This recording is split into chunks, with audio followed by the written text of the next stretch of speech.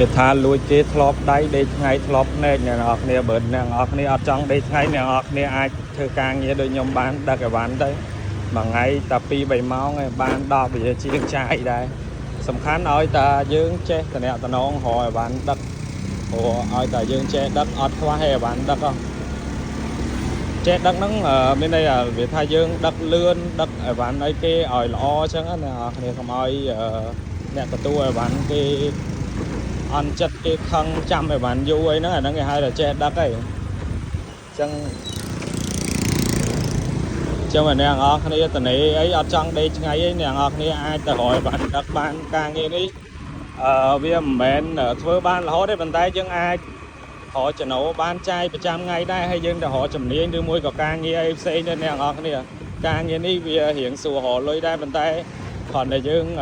អត់អាចធ្វើវាបានជាប់រហូតទេអ្នកនរគ្នាបើយើងធ្វើបានធ្វើជាប់រហូត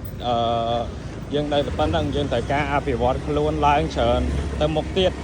អញ្ចឹងយើងត្រូវធ្វើការងារនេះឆ្លៀតពេលធ្វើការងារនេះ2 3ម៉ោងដើម្បីរកចំណូលហើយយកពេលវេលាដែលនៅសល់ផ្សេងទៀតហ្នឹងយកទៅរៀនជំនាញឬមួយក៏រៀនអីផ្សេងអ្នកនរគ្នា